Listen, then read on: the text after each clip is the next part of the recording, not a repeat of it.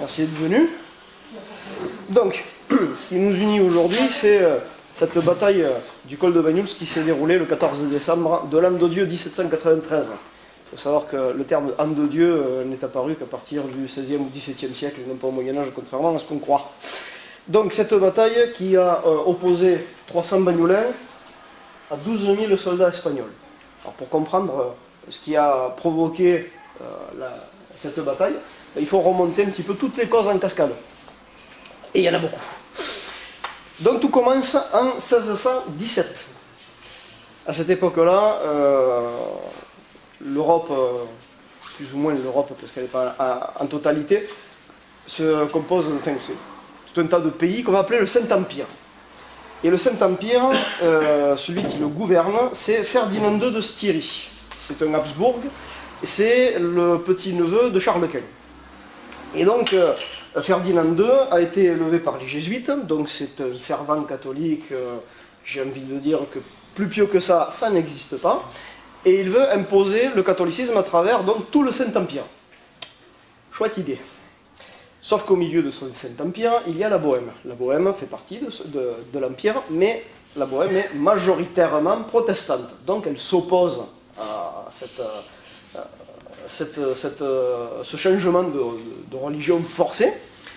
Et du coup, en signe de protestation, la noblesse de Bohême va se rendre à Prague, va pénétrer le palais royal de Prague et va choper deux ambassadeurs impériaux et vont les balancer par les fenêtres. C'est ce qu'on va appeler la défenestration de Prague. Alors cette défenestration, elle ne coûte pas la vie aux deux ambassadeurs puisqu'ils vont chuter sur un tas de fumier. C'est le tas de fumier qui va leur sauver la vie. Et du coup, ça va leur porter un petit peu la honte jusqu'à la fin de leur vie à ces deux gars-là. Mais de son côté, Ferdinand II n'a pas du tout apprécié le geste. Donc il va se rapprocher de ses principaux alliés. Donc ce sont l'Espagne, l'Allemagne, le Danemark et la Suède, avec le soutien du pape bien entendu. Et il va donc lever une armée et aller casser la gueule à la Bohême. Donc du coup, c'est vite fait, hein, moins d'un an, la Bohême est terrassée. Et à partir de là, Ferdinand II ne se sent plus de sa puissance. Donc il en use et en abuse. Et du coup, ça va commencer à lever quelques dissensions au sein de l'Empire. Et du coup, on va voir également ressurgir d'anciennes querelles entre la famille des Habsbourg et la famille des Bourbons. La famille des Bourbons qui règne sur la France. Et en règle générale, tout ce qui peut nuire aux Habsbourg profite aux Bourbons. Voilà, donc déjà on peut sentir qu'il y a quelque chose de mauvais qui va arriver. Hein. Et effectivement, le cardinal de Richelieu, donc à la solde des Bourbons, va soudoyer la Suède et la Saxe, qui commencent à présenter quelques petits désaccords avec Ferdinand, pour que ces deux pays lèvent à leur tour une armée et aillent renverser Ferdinand II.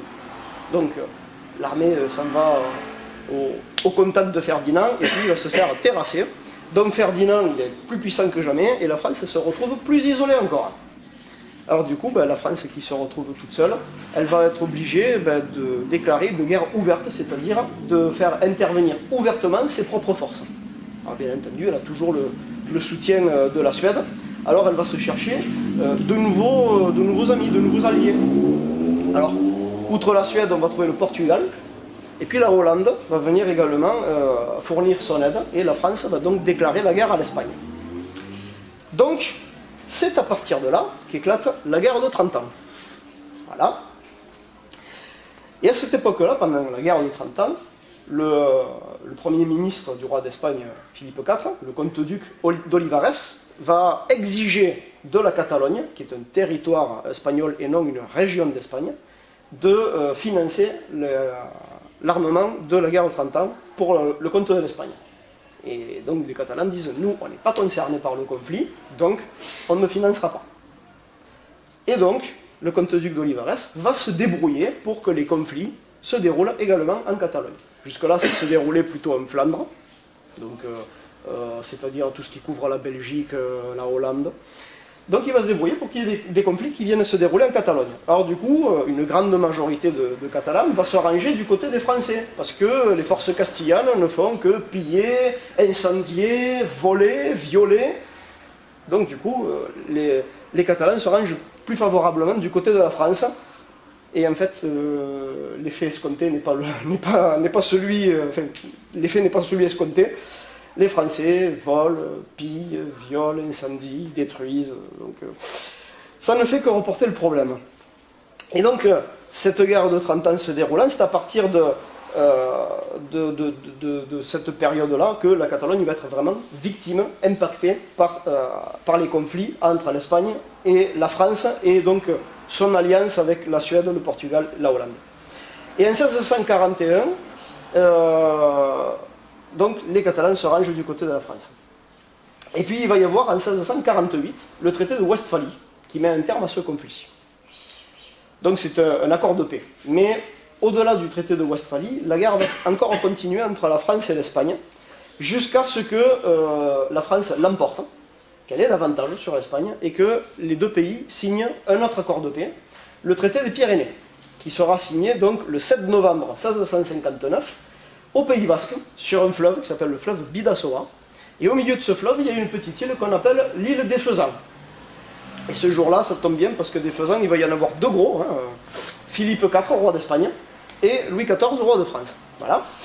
Et donc ils vont signer cet accord de paix. Alors, qu'est-ce qu'il stipule, le traité des Pyrénées? Eh bien, il stipule que l'Espagne, en gage de soumission, va faire des cadeaux à la France. Bon. Donc ça va commencer par le mariage de l'infante Marie-Thérèse d'Espagne avec Louis XIV, qui a tout juste 19 ans à cette époque-là, et 21 ans, pardon. Et l'Espagne va également donner des territoires qui lui appartiennent à la France. Et parmi ces territoires, on va trouver le Roussillon et la Sardaigne. Ce qui veut dire qu'à partir de 1661, officiellement, le Roussillon est français.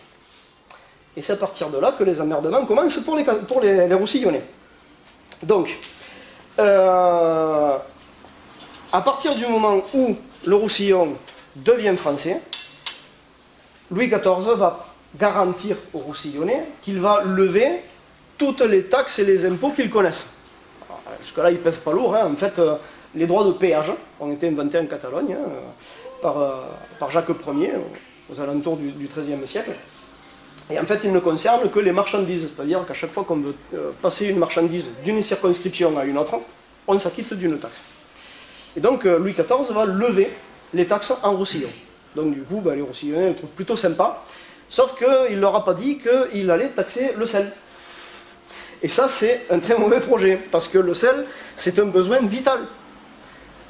C'est un besoin vital pour se prémunir des carences et des maladies, dans un premier temps, mais c'est également un besoin vital pour conserver la nourriture, puisqu'à l'époque, on n'a pas de congélateur, je rappelle. Donc du coup, le sel, on est obligé d'en acheter. Quoi qu'il arrive, on est obligé d'en consommer. Et il se trouve qu'en Roussillon, existent des marais salants. Cabestany, Le Cat, ce sont des marais salants. Et on n'a plus le droit de les utiliser. Donc, ils vont être à l'abandon. Donc, vont pulluler les germes et les maladies dans ces marais salants abandonnés. Donc, propice à ce qu'il y ait des contagions au sein de la population roussillonnaise. Et donc, les Roussillonnais vont commencer à choper une grosse colère, ce qui va engendrer deux choses. La première, c'est le mouvement des Angelettes à Prats de Moyo, la révolte des Angelettes, la révolte des petits anges. Et donc ces Angelettes, eux, ils vont faire à la misère aux soldats français, puisque les soldats français vont venir s'installer ici. Hein. Ça y est, on est sous domination française, il faut marquer le coup, donc on va commencer à démolir tous les édifices qui marquent bien qu'on passe d'une domination à une autre. Et puis donc il va y avoir des militaires partout. Par exemple, à Collioure, on va raser les caves des Dominicains pour faire des logements pour les soldats français. Et c'est la population colliorenque qui va devoir nourrir les militaires. Et ça coûte un bras, parce que ça mange le soldat. Donc du coup, il y a ce sentiment de colère qui va germer dans l'esprit des Roussillonnais. Et donc les gens de Prats de Moyo vont se révolter et ils vont faire la misère aux soldats français. Parce que le soldat français est par projection la représentation du pouvoir français auquel ils sont réfractaires. Alors ils vont se débrouiller, tant que faire se peut, pour attirer le plus de soldats possible dans des petits défilés étroits. Ils vont se positionner sur les hauteurs, et quand les soldats seront pris au piège, ils vont leur balancer tout un tas de cailloux à la figure. Ça va durer comme ça pendant 4 ans. Et au bout de 4 ans, leur leader, Joseph de la Trincherie, qui est un notable de Prats de Moyo, et qui est notamment propriétaire d'un troupeau de chèvres ici à Banyuls, au Mas des Abeilles, va devoir s'exiler. Quant à ses lieutenants, les principaux vont s'exiler avec lui, puis les autres, on va les retrouver séchés à des potences. Hein. Voilà. Comme ça, on ne fait pas dans le détail. Et donc, partout ailleurs en Roussillon, on va exercer le métier de contrebande. Parce que le sel, ça coûte cher. Cette taxe, elle peut varier du simple au triple.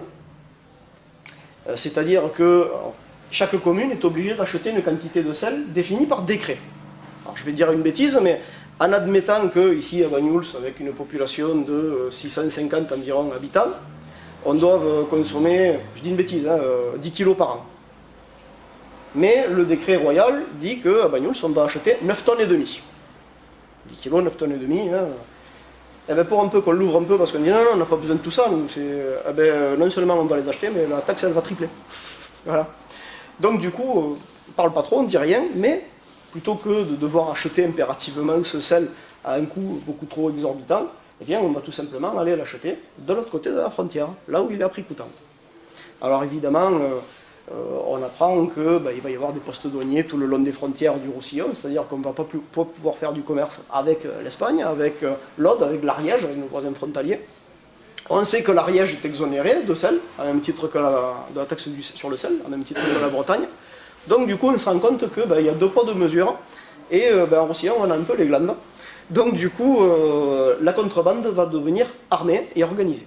Alors partout en Roussillon, les contrebandiers sont organisés avec des grandes charrettes tractées par des bœufs, ça marche bien. Mais ici à Banyuls, on n'a pas la configuration du territoire pour faire ça. Donc ici, c'est uniquement des petits colporteurs par des tout petits chemins, on se débrouille comme on peut. Mais c'est à Banyuls qu'on va faire le plus d'argent, parce que Banyuls, c'est une plateforme, une plaque tournante pour la contrebande. C'est-à-dire qu'ici, on est coincé entre la France d'un côté, l'Espagne de l'autre. Et la mer sur un troisième plan, j'y reviendrai. Et très vite, on se rend compte, en discutant avec les gens de l'autre côté de la frontière, qu'il n'y a pas que la vente du sel qui les intéresse. Il y a notamment un produit dont ils raffolent et qu'ils n'ont pas, c'est le tabac. Et le tabac, on a la possibilité d'aller le chercher là où il se trouve, c'est-à-dire en Crète et en Italie. Et il se trouve qu'il y a une loi française qui interdit les contrôles en mer, les contrôles donc des autorités en mer, à moins de 2000 des côtes. Donc avec notre petite barque catalane, on s'en va en Italie, plus loin en Crète, on va récupérer le tabac, on le ramène sur nos côtes, surtout pas du côté espagnol, sur la côte espagnole, parce qu'il y a des pirates qui viennent du Maghreb et qui saisissent donc les marins pour les emmener sur leur marché aux esclaves. Et du coup, on va faire passer le tabac de France en Espagne, comme ça, hein, sous le nez des douaniers. Alors j'emploie le terme douanier, mais c'est pas le terme exact. Hein. Le terme exact, c'est garde de la ferme générale. C'est un peu compliqué. La ferme générale, c'est un organisme qui prête de l'argent au gouvernement. Et elle se récupère sur les taxes avec un bénéfice. Là, c'est bien étudié. Hein. Un garde de la ferme générale très célèbre, j'ai appris ça ce matin, hein, Lavoisier. Le célèbre scientifique. Donc lui, il était, régisseur de la ferme générale. Et donc, cette ferme générale, c'est elle qui organise les contrôles. Donc, elle peut organiser des contrôles en mer, mais pas à moins de 2000 des côtes. Et à terre, alors là, c'est toutes les maisons, toutes les granges, les bergeries, tout est fouillé, hein, sans exception. Et celui qui est chopé avec un produit de contrebande, il peut avoir une peine de fouet, il peut être emprisonné. Il peut être également envoyé aux galères, 3 à 5 ans de galère. En général, au bout de 3 ans, le rameur est cané. Mais s'il est vigoureux, qu'il tient au bout de 5 ans, il remplit encore pour 2 fois, la durée. Donc il peut faire 15 ans au total. Voilà. Et puis si jamais le contrebandier est pris avec des armes sur lui, il peut carrément être exécuté. Voilà. Donc autant de choses très sympathiques. Et donc, Banyuls a une position favorable grâce à ça, puisque d'un côté nous avons la mer, de l'autre côté nous avons la frontière. On va chercher notre tabac, on le fait passer, et ça rapporte de l'argent. Et là, ça commence à avoir un coût diplomatique entre la France et l'Espagne, parce que lorsqu'on va acheter du sel, c'est de la monnaie française qui sort, on est d'accord? Elles sont faites de quoi ces monnaies françaises? C'est du cuivre, c'est de l'étain, ça peut être du bronze. C'est très rare d'avoir de l'argent ou de l'or, surtout quand on est un simple paysan ou un petit contrebandier. Mais quand on va vendre du tabac en Espagne, qu'est-ce qu'on ramène? De l'or et de l'argent, des métaux précieux. Et donc au niveau de la banque espagnole, on grince des dents. Donc du coup il y a un désaccord diplomatique entre les deux pays. De ce fait, ce sont les douaniers espagnols qui vont venir intervenir à Banyuls. Et eux, ils sont d'une rare violence. Alors du coup, les contrebandiers bagnolins disent « Nous, on fait un métier honnête, hein, on achète et on revend une marchandise. On n'est jamais rien de plus qu'un honnête commerçant. On a juste oublié de payer des taxes. » Alors du coup, quand les douaniers espagnols commencent vraiment à s'attaquer férocement aux contrebandiers bagnolins, eh bien, les contrebandiers bagnolins sortent les armes, et puis il arrive de temps en temps qu'on trouve un douanier espagnol crucifié à la porte d'une bergerie. Voilà, par exemple, au Masparé, un douanier espagnol avait été crucifié. Et pour bien montrer qu'on a tué un douanier espagnol, on ramène un trophée. C'est-à-dire qu'on lui coupe les... Enfin, je vous fais pas un dessin. Hein. Donc, c'est un commerce qui profite beaucoup, et qui va durer plus d'1 siècle. Et donc, autre temps, autre époque, autre gouvernement, on arrive sous le règne de Louis XVI. Et puis, Louis XVI, apparemment, il n'est pas spécialement aimé de ses bons contribuables français. Et puis, en 1789, donc, il va y avoir cette révolution française qui va se conclure par une république boiteuse qu'on appelle la Convention nationale, et dans laquelle chaque parti va tirer à U et à dire. Ils n'arrivent pas à s'entendre, mais bon, ils arrivent quand même à s'entendre sur une chose, c'est sur la culpabilité de conspiration contre la liberté publique à l'envers de Louis XVI. Et donc Louis XVI, Marie-Antoinette et la duchesse d'Aquitaine, je crois, vont faire les frais de cette accusation et vont finir à la tête tranchée. Et j'ai envie de vous dire que c'est à partir de là que les emmerdements commencent pour la France. Puisque de l'autre côté de la frontière, le roi d'Espagne, Philippe V, avait été placé sur le trône par Louis XIV. Quand Louis XIV a épousé l'infante d'Espagne, il a dit « Je demande une dot, en échange de quoi je ne réclamerai pas le trône d'Espagne à la mort de Philippe IV. » Puisque l'infante Marie-Thérèse ne pouvait pas régner vu que c'était une femme. C'est pas moi qui le dis, c'est l'histoire. Donc, il reçoit une dot. Et à la mort de Philippe IV, Louis XIV dit « Non, non, moi j'ai jamais rien reçu. Donc je veux le trône d'Espagne pour mon petit-fils. » Donc il va mettre un Bourbon sur le trône d'un Habsbourg. C'est difficile à prononcer, Habsbourg. Et donc on va avoir un Bourbon en la personne de Philippe V. Et lorsqu'on guillotine Louis XVI, Philippe V va dire « C'est pas gentil de guillotiner mon cousin Germain. Donc moi je vais rétablir la monarchie en France. » Et là la Convention nationale, avec Robespierre qui a toujours une bonne idée dans son escarcelle, va dire « On déclare la guerre à l'Espagne. » Donc la Convention va lever une armée conventionnelle et va l'envoyer en Roussillon. Alors on n'est pas sur une grosse armée. Hein. C'est une partie qui est royaliste, une partie qui est républicaine. Très difficile à quantifier tout ça. Et donc cette armée française, cette armée républicaine, va devoir affronter l'armée espagnole au grand complet, 35 000 hommes, voilà, sous les ordres du général en chef Ricardos. Et donc cette armée va trouver résistance essentiellement à Banyuls. Je m'explique. L'armée espagnole va rentrer par Saint-Laurent de Cerdal. Elle va descendre à la vallée du Tec, jusqu'à Céré. Ensuite, elle va aller s'installer à Trouillas. Là, ça va être le quartier général du général Ricardos.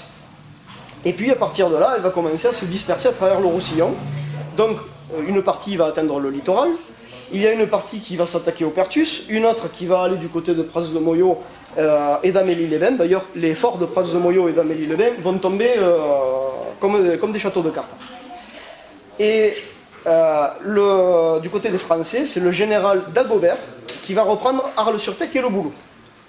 Et après, il va reprendre donc toute la vallée du Tech qui était jusque-là occupée. Donc, les troupes espagnoles, elles vont marcher jusqu'à Perpignan, jusqu'à prendre même les quartiers sud de Perpignan. Et le général Ricardos, lui, il va rester au Boulou, dans son nouveau quartier général.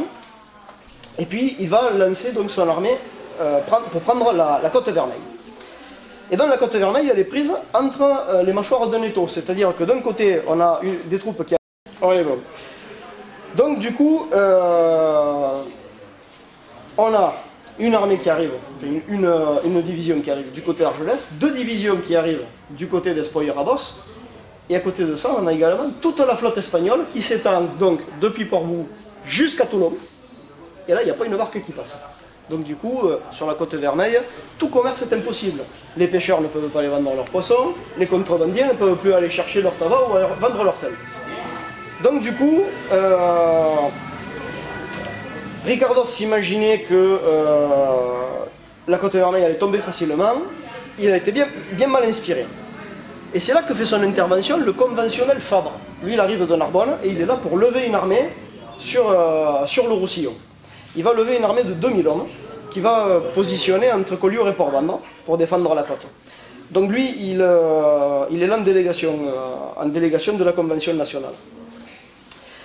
Et donc, à Banyuls, le conseil municipal, alors le conseil municipal n'est pas composé de maires, d'adjoints et de conseillers municipaux à cette époque-là. Hein. Ça, c'est plutôt réservé aux grandes villes. Sur des petites communes comme Banyuls, on va trouver des officiers municipaux. Chacun a une ou plusieurs fonctions, mais il n'y a pas vraiment de tête, enfin, il n'y a pas vraiment une tête de ce conseil municipal à la mairie. Il y a une mairie qui est au Puy de Dôme, mais il n'y a pas vraiment de maire et un conseil municipal, c'est juste des officiers municipaux. Et tous les officiers municipaux, majoritairement, vont refuser de mener une bataille contre les Espagnols. Sauf que les Espagnols, on sait qu'ils arrivent. Il va y avoir 2 généraux notamment qui vont arriver sur Banyuls. Le général Arias et le dernier, le second, comment s'appelle-t-il, comment l'appelait-on? Le général Castrillo. Voilà. Donc, un seul officier municipal accepte de lever une troupe parce que le conventionnel Fabre, avec ses 2000 hommes, il dit « Moi, je ne place pas à Banyuls. Je les place tous à Collioure. Ils vont défendre Collioure, mais je ne veux pas à Banyuls. » Sauf que Banyuls, il y a une porte ouverte, grande ouverte. C'est le col de l'homme mort, qui n'est pas le col de Banyuls, contrairement à ce qu'on croit. Alors, du coup, André Rocariès va dire « Moi, je lève une troupe et j'assurerai la défense du col de Banyuls. » Alors, on sait que le 6 décembre, il va y avoir une troupe de 2000 hommes, des troupes françaises, hein, des soldats, qui vont monter au col de Banyuls, qui vont défendre les positions, mais face aux 12 000 hommes de troupes, fantassins, artilleurs, cavaliers espagnols, ils ne sont pas assez nombreux, et donc du coup, ils vont se faire démolir par la première division, celle du général Arias, 6000 hommes, et donc ils vont devoir se carapater, tout simplement. J'ai même entendu dire un jour que la seule chose qui a fait qu'ils se sont arrêtés de courir, c'est la mer quand ils sont arrivés à Port-Vendres. Voilà, ça s'est planté comme décor. Donc le 14 décembre, alors pour une raison que j'ignore, les Espagnols ne sont pas rentrés dans Banyuls entre le 6 et le 14. C'est un mystère, on ne sait pas pourquoi ils ne sont pas rentrés. Donc le 14 décembre, eh bien, 300 Banyulins vont monter au tout petit matin, c'est-à-dire avant le lever du jour, et ils vont s'installer sur le Serrat du Coll d'Altorn et sur le Puig de la Calme. Le Puig de la Calme et le Serrat du Coll d'Altorn, c'est la partie que nous avons sur ce tableau. Là, on a donc le Coll d'Altorn et le Puig de la Calme. C'est-à-dire que le vrai col de Banyuls, quand vous êtes sur la route goudronnée au col de Banyuls, où il y a le mémorial pour les évadés de France, eh bien vous avez une piste en terre. Il faut suivre cette piste en terre, passer la première butte, et quand vous arrivez sur le premier plat, vous êtes au commencement de l'endroit où se sont postés les Banyulins ce 14 décembre 1793. Et il faut monter de toute la côte jusqu'au pic pour avoir les positions exactes des Banyulins. Alors ils vont se réfugier derrière des petites murettes disposées en arc de cercle, et là, ils vont tenir tête toute la journée face à ces 12 000 soldats espagnols. Alors on voit que sur ce tableau, ils sont armés. Alors là on a un mousquet, c'est une arme relativement récente pour les Banyulins à cette époque-là. On voit des tromblons qui sont déjà des armes un peu obsolètes, même beaucoup, et on voit surtout qu'ils sont armés de piques, de fourches et même de cailloux. Parce qu'ils n'ont pas grand-chose pour se défendre, alors que de l'autre côté, ils ont des mousquets tout neufs, bien graissés. Ils ont des canons, et c'est pas une légende, parce que pour le coup, j'ai des balles espagnoles et des fragments de boulets de canon à la maison, et je me suis amusé à partir d'un fragment à reconstituer le diamètre d'un boulet de canon, c'est 17 cm de diamètre. Ça doit faire mal quand on prend ça en pleine tronche. Et donc ces 300 Banyulins vont tenir tête toute la journée face à ces 12 000 soldats espagnols. Et on peut voir sur la peinture qu'il n'y a pas que des hommes, on a également des femmes. Les femmes, elles étaient là surtout pour recharger les fusils. Mais j'ai envie de dire quand même une guerre, logiquement, c'est pas une affaire de femmes. Il y en a eu dans l'histoire, hein, la bataille du Goulou, on sait notamment qu'il y avait une cavalière qui s'appelait Thérèse Figuer, qui a pris part aux batailles, et qu'on appelait le soldat culotté, parce elle avait un caractère des fois mieux trempé que certains hommes. Donc les femmes participent à la bataille, et il se raconte que l'une de ces femmes aurait levé ses jupons face aux soldats espagnols, et que ça aurait freiné une partie des soldats.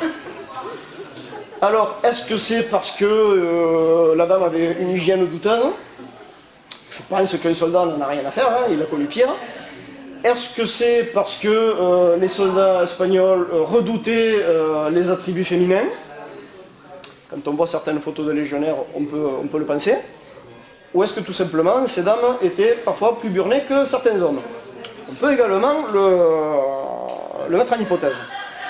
Toujours est-il que, à la nuit tombée, une estafette, c'est-à-dire un messager, arrive envoyé par le conventionnel Fabre, il arrive au col de Banyuls et va demander aux 300 bagnolins de se retirer.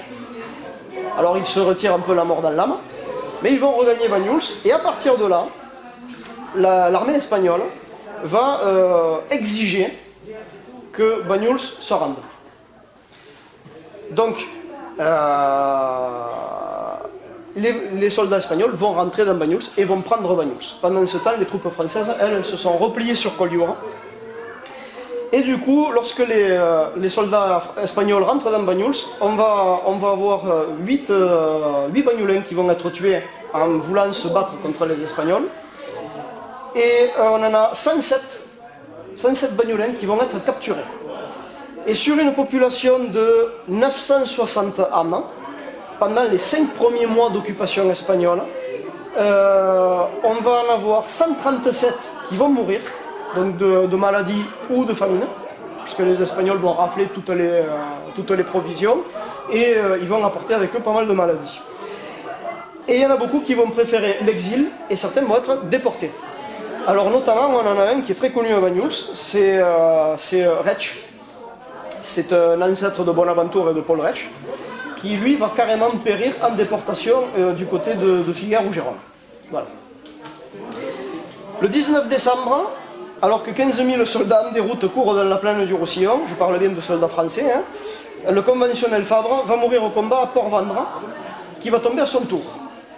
Devant la défaite de Port-Vendre, le commandant Defoe, qui gouverne le Fort Saint-Elme, va ouvrir en grand les portes du fort pour que l'armée espagnole puisse entrer en faisant le moins de victimes possible parmi les combattants. Certains disent qu'il a trahi la République française en contrepartie d'une certaine somme d'argent, et lui aussi va finir sous le couperet de l'invention de Guillotin. Le 26 décembre, c'est Collioure qui tombe aux mains des Espagnols. Et donc il faudra attendre le mois de juin de l'année suivante, donc 1794, pour que le général Dugommier vienne libérer la Côte-Vermeille. Alors il va d'abord libérer Collioure et Port-Vendre, en sachant que Port-Vendre c'est une dépendance de Collioure, hein, c'est une seule et même entité. Et donc l'année suivante, il va libérer Banyuls, où il va trouver des maisons abandonnées, pillées, incendiées par les soldats espagnols comme français, parce qu'ils ne se sont pas gênés non plus. Et on ne trouve plus que 451 habitants à Banyuls, c'est-à-dire moins de la moitié. Et avant de conclure, je vais juste vous poser une question, et on verra si vous saurez me répondre. Pourquoi est-ce que ces 300 bagnolins, qui n'étaient pas militaires, qui étaient réfractaires au pouvoir français, qui se sentaient catalans avant de se sentir français, ont mené cette bataille qui au final leur a coûté cher? Qu'est-ce qui les a motivés à se battre contre 12 000 soldats espagnols? C'était catalan? Non. Non. Contrebande. Exactement. Tout simplement, s'ils devenaient espagnols, eh bien, ils ne pouvaient plus s'enrichir avec la contrebande, puisque la monnaie espagnole, c'est de l'or, c'est de l'argent, donc du coup, ça leur rapporte gros. Et si on passe aux mains des Espagnols, il n'y a plus de contrebande, il n'y a plus de gagne-pain, on est obligé de travailler dans les champs, ou à la vigne, ou à la pêche, quelle horreur, mon Dieu. Donc du coup, effectivement, ces 300 bagnolins n'ont pas défendu la République française, dont ils n'avaient strictement rien à faire, mais ils ont défendu leur gagne-pain, la contrebande, et ça leur a coûté bien cher.